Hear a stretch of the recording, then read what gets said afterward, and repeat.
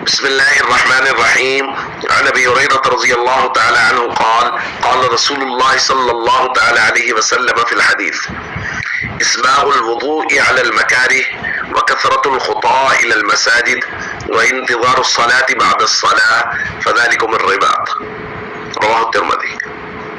نبی کریم صلی اللہ علیہ وسلم نے ایک مرتبہ صحابہ کرام سے فرمایا: الا ادلکم علی ما یمحو اللہ بہ الخطایا ویرفع بہ الدرجات، کیا میں تمہیں ایسی چیزیں نہ بتاؤں جن سے اللہ گناہوں کو مٹاتا اور درجات کو بلند کرتا ہے؟ صحابہ کرام نے عرض کیا: کیوں نہیں یا رسول اللہ، ضرور بتائیے۔ تو آپ نے 3 چیزوں کا ذکر فرمایا۔ نمبر 1، اسباغ الوضوء علی المکارہ، ناگواری کے باوجود مکمل وضو کرنا۔ نمبر 2، وکثرۃ الخطا الی المساجد، مساجد کی طرف زیادہ قدم اٹھا کر آنا۔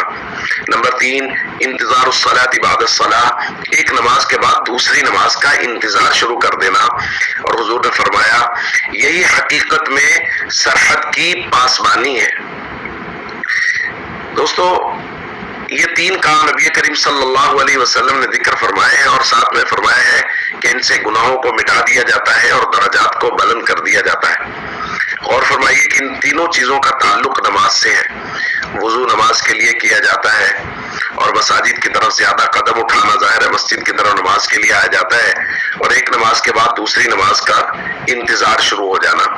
تو نماز چونکہ ارکان اسلام میں سے سب سے بنیادی رکن ہے، یعنی کلمہ شہادت کے بعد یہ سب سے بنیادی رکن ہے، اس لیے اس کی اس قدر تاکید فرمائی ہے کہ جو نماز پڑھے گا ظاہر ہے اس کے گناہ معاف ہو جائیں گے، جیسا کہ قرآنی اصول ہے ان الحسنات یذہبن السیئات، جو نیکیاں کرتا ہے تو نیکیاں گناہوں کو مٹا دیتی ہیں، اور اس کے ساتھ ساتھ درجات کو بھی نماز کے ذریعے سے بلند کیا جاتا ہے۔